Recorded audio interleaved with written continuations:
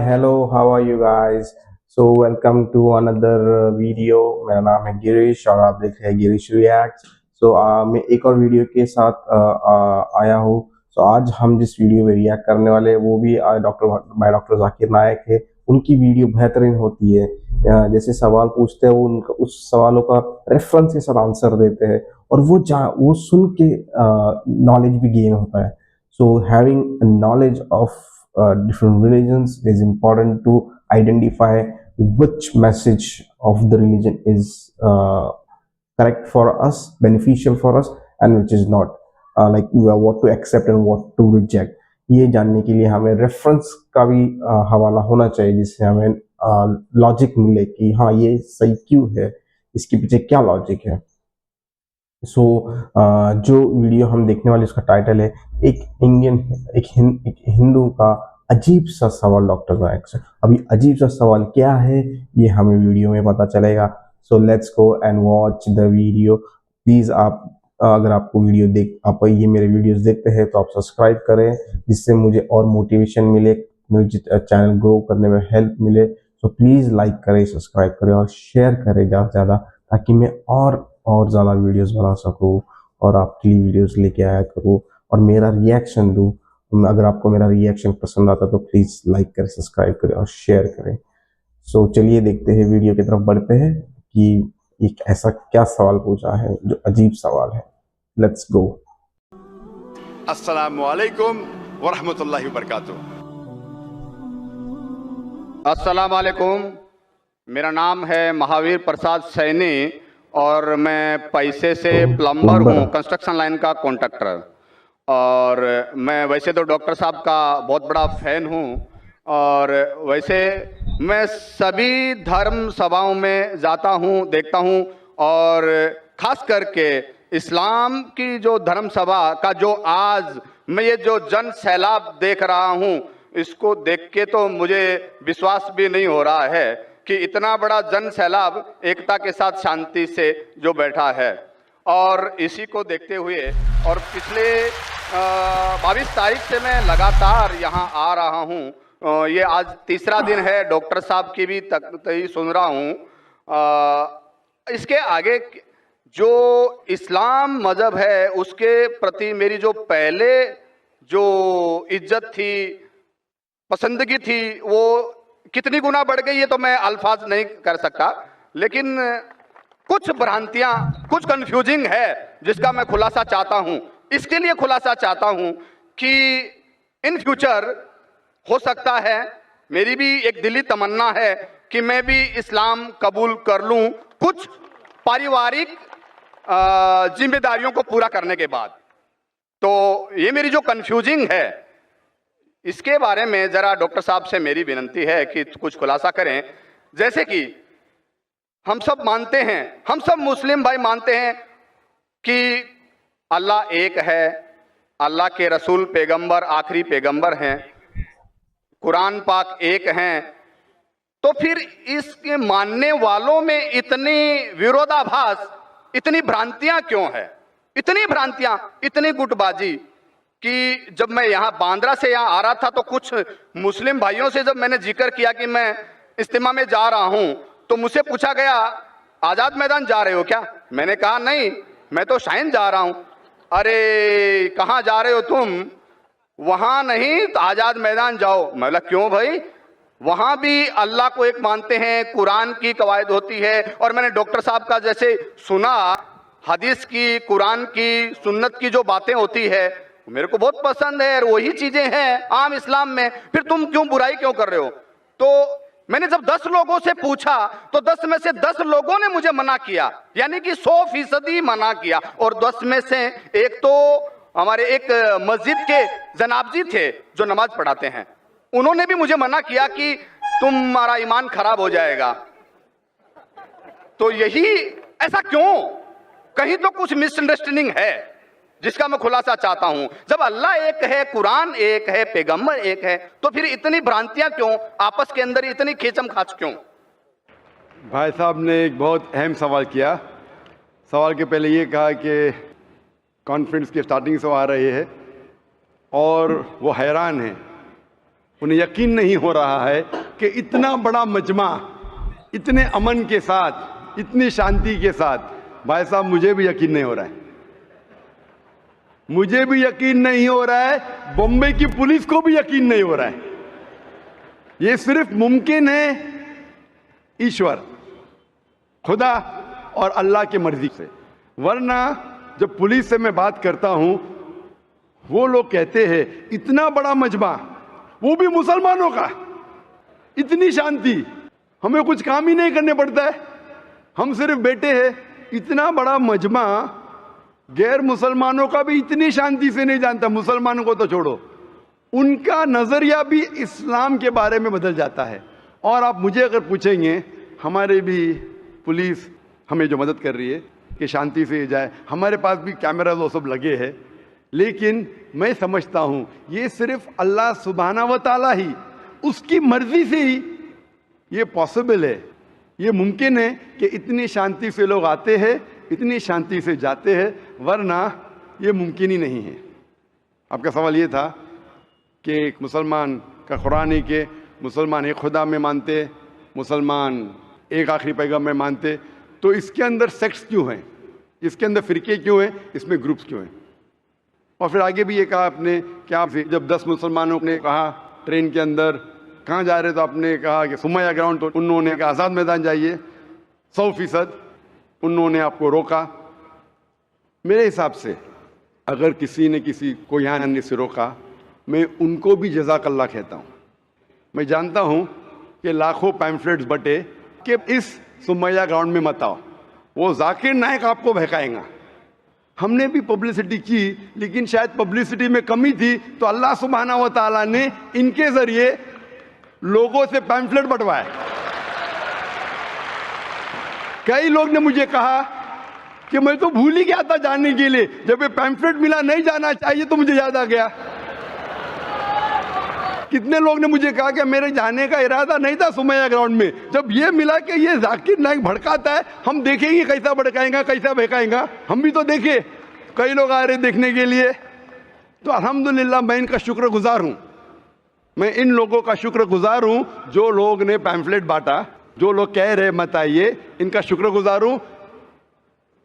मैं हमेशा मानता हूँ अल्लाह सुब्हाना व तआला में, कुरान में अल्लाह ताला कहते हैं सूरह इमरान में सूरह नंबर 3 आयत नंबर 54 में, मकरू मकर अल्लाह वल्लाहु खैरुल माकिरीन। इन्होंने प्लॉट किया, प्लान किया, अल्लाह सुब्हाना व तआला ने भी प्लानिंग की, सबसे बेहतरीन है अल्लाह सुब्हाना व तआला। शायद हमारे पब्लिसिटी में कमी रह गई थी, तो अल्लाह सुब्हाना व तआला ने और प्लानिंग किया।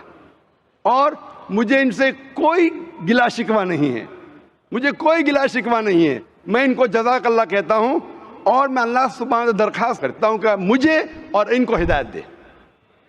आपका जो मेन सवाल था कि जब मुसलमानों का कुरान एक, मुसलमानों का जो अल्लाह है, खुदा है, ईश्वर है एक, पैगंबर एक, तो फिरके क्यों, क्यों ग्रुपिज्म? इसका जवाब है कुरान मजीद में सूरह अल इमरान सूरह नंबर 3 आयत नंबर 103 में, वातसिमू बिहब्लिल्लाहि जमीअन वला तफरकू। आप लोग अल्लाह की रस्सी को मजबूती से पकड़ो और आपस में मत बंटो। उनका जो अजीब सवाल था वो अल्लाह की रस्सी को मजबूती से पकड़ो। अल्लाह की रस्सी क्या है? ये कुरान मजीद अल्लाह सुब्हाना व तआला की रस्सी है। हम मुसलमानों को अल्लाह सुब्हाना व तआला कहते हैं कि कुरान मजीद को मजबूती से पकड़ो और आपस में फिरके मत बनाओ, आपस में मत बटो। और अल्लाह ताला फरमाते हैं कुरान मजीद में सूरह निसा में सूरह नंबर 4 आयत नंबर 59 में, अतिउल्लाह अति रसूल, आप अल्लाह की इताअत करो और अल्लाह के रसूल की इताअत करो। और अल्लाह ताला फरमाते सूरह अनाम में सूरह नंबर 6 आयत नंबर 159 159 कि जो लोग इस दीन इस्लाम में फिरके बनाते हैं, या रसूल तुम्हें उनसे कोई लेना देना नहीं है, अल्लाह सुब्हाना व तआला उनको देखेंगे आखिरत में। मतलब जो कोई इस्लाम में फिरके बनाता है उसे अल्लाह के रसूल से कोई लेना देना नहीं, यानी फिरके बनाना हराम है। अफसोस की बात है, हम जब मुसलमानों से पूछते हैं कि आप कौन हैं दीन के बारे में, तो अक्सर मुसलमान कहते हैं हम ये है, हम वो है, हम फलाना है, हम ढिमका है। अल्लाह के रसूल क्या थे? ये थे, वो थे, क्या थे? कुरान मजीद में लिखा है सूरह अल इमरान में सूरह नंबर 3 आयत नंबर 52 में ईसा अलैहिस्सलाम मुस्लिम थे। कुरान में लिखा है सूरह अल इमरान में सूरह नंबर 3 आयत नंबर 67 में इब्राहिम अलैहिस्सलाम ना यहूद थे ना नसारा थे, वो मुस्लिम थे। कुरान मजीद में कई जगह लिखा है, सूरह अल इमरान में सूरह नंबर 3 आयत नंबर 64 में फ़क़ूलू शहदू बिअन्ना मुस्लिमून, हम शहादत देते हैं कि हम मुस्लिम हैं। कुरान मजीद में लिखा है सूरह फुसिलत में सूरह नंबर 41 आयत नंबर 33 वक़ाला इन्ननी मुस्लिमीन, कहो कि मैं मुस्लिम हूँ। कई जगह कुरान में 20 से ज़्यादा मरतबा कुरान में कहा गया अपने आप को मुस्लिम कहो, मुस्लिम कहो, मुस्लिम कहो। इब्राहिम अलैहिस्सलाम जब दुआ करते अल्लाह सुब्हानहू व तआला से, सूरह बकरा सूरह 2, कि मेरे बच्चों को, मेरे नस्ल को मुस्लिम बना। अगर कोई भी पूछता है, जो लोग एक कुरान में मानते, एक अल्लाह में मानते, एक रसूल में मानते, मोहम्मद सल्लल्लाहु अलैहि वसल्लम, सही जवाब होना चाहिए मुस्लिम, अव्वल मुस्लिम और आखिर मुस्लिम, इसके अलावा कुछ नहीं। अगर आप इसमें फ़िरके बनाएंगे तो ये कुरान के खिलाफ है। मोहम्मद सल्लल्लाहु अलैहि वसल्लम कहते हैं, सही हदीस है सुनन अबू दाऊद में वॉल्यूम नंबर 5 हदीस नंबर 4596, जो अल्लाह के रसूल फरमाते कि मुसलमान 73 फ़िरके में बटेंगे। अल्लाह के रसूल ने फरमाया बटेंगे, ये नहीं कहा कि बांटो। अल्लाह कहता है मत बांटो। अल्लाह के रसूल जानते हैं अल्लाह के कहने के बाद का मत बांटो, फिर भी ये मुसलमान लोग इस्लाम को फ़िरके में बांटेंगे। और एक हदीस अल्लाह के रसूल की तिरमिज़ी की, जिसमें अल्लाह के रसूल ने फरमाया कि मुसलमान 73 फ़िरके में बटेंगे और इनमें से एक ही जन्नत में जाएगा। जब साहबा ने पूछा कौन सा फ़िरका, कौन जाएगा जन्नत में, अल्लाह के रसूल फरमाते वो लोग जो मेरे बातों पे अमल करते हैं, वो लोग जो कुरान और सही हदीस पे अमल करते हैं। तो जो लोग अल्लाह की रस्सी को मजबूती से पकड़ते हैं, सिर्फ वो लोग जन्नत में जाएंगे। हमें इस्लाम, दीन इस्लाम को कोई भी फ़िरके में बांटने की ज़रूरत नहीं। इस्लाम को फ़िरके में बांटना गलत है, और जो भी कोई मुसलमान इस्लाम को फ़िरके में बांटता है वो एक सही मुसलमान नहीं है। हमें सिर्फ अल्लाह और अल्लाह के रसूल में मानना चाहिए और इस पे ईमान लाना चाहिए। जो भी इख्तिलाफ है, इख्तिलाफ का मतलब ये नहीं कि हम फ़िरके में बट जाए। इख्तिलाफ है तो उसका हल करो कुरान और हदीस की रोशनी में। जो कुरान और हदीस कहता है उसके ऊपर अमल करो।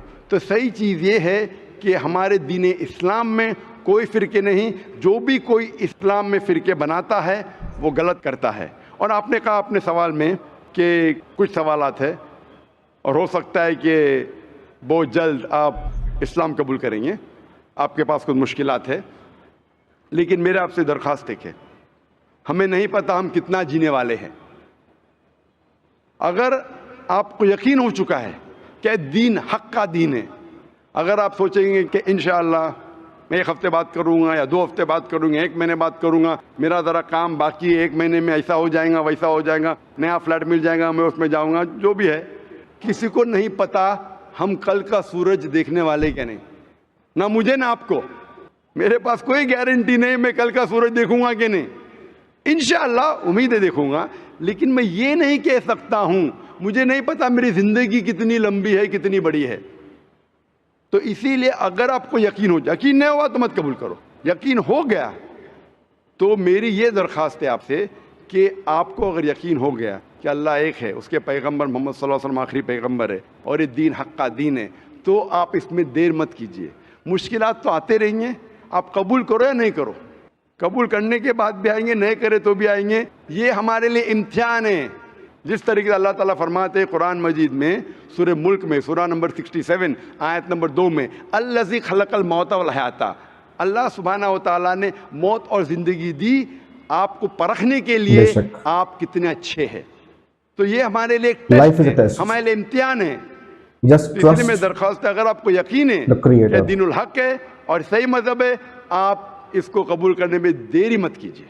जी, आपकी बात बिल्कुल ठीक है, लेकिन कुछ सामाजिक जिम्मेदारियां हैं जिनको उसी मजहब में रह के पूरा करना जरूरी हो जाता है, वो पूरा करने के बाद ही कर पाएंगे। मैं आपसे ये कहूँगा, आपको पब्लिक में शहादा देने की ज़रूरत नहीं।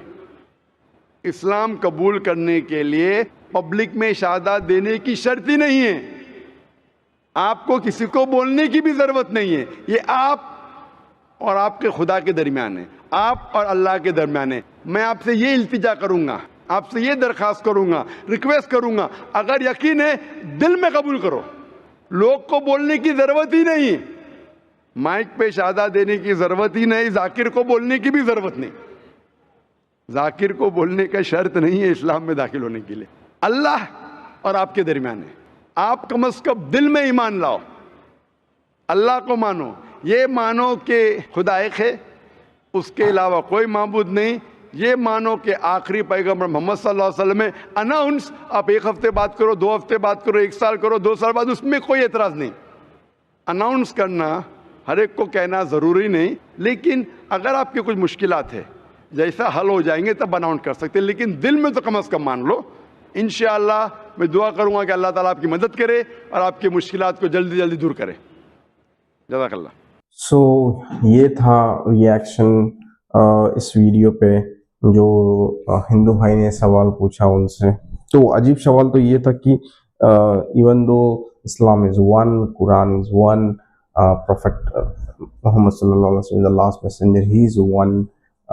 Islam talks about oneness. So why there are difference and why there are groupism into Islam, which जिस चीज को वो चीज इज अ प्रॉब्लम। ये मैंने भी महसूस किया है कि अगर कोई किसी को इस्लाम कबूल करना है और वो अगर इस मुसलमान को देखे और वो जब बोले कि नहीं इसके साथ मत जाओ उसके साथ, तो ऑब्वियसली नहीं करेंगे। लेकिन जो इंसान बिना किसी मुस्लिम को मिले और सीधा दीन समझ के कुरान से हदीस से उसको उन बातों से कोई फर्क ही नहीं पड़ेगा, क्योंकि उसने सच्चाई जान ली है कुरान से।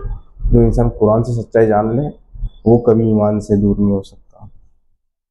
तो भाई साहब का सवाल अच्छा था कि ये जो ग्रुपिज्म नहीं होनी चाहिए, क्योंकि अल्लाह ने कुरान में फरमाया कि एकजुट होके रहो, एक बिकॉज इस्लाम जो मैंने समझा है, Islam is the core of Islam is unity and equality.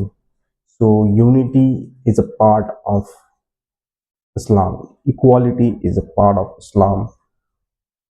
तो जो भी लोग बट चुके हैं उन्हें बटना नहीं चाहिए। जब तक आप साथ में हो तो there is a power. So that's all for this today on this video. आपको अगर मेरा रिएक्शन अच्छा लगा हो, मेरा कमेंट अच्छा लगा हो, तो प्लीज़ सब्सक्राइब करें, लाइक करें, शेयर करें और कमेंट बॉक्स में ज़रूर कमेंट करें और ज़्यादा से ज़्यादा लाइक करें, सब्सक्राइब करें। Thank you so much, have a good day.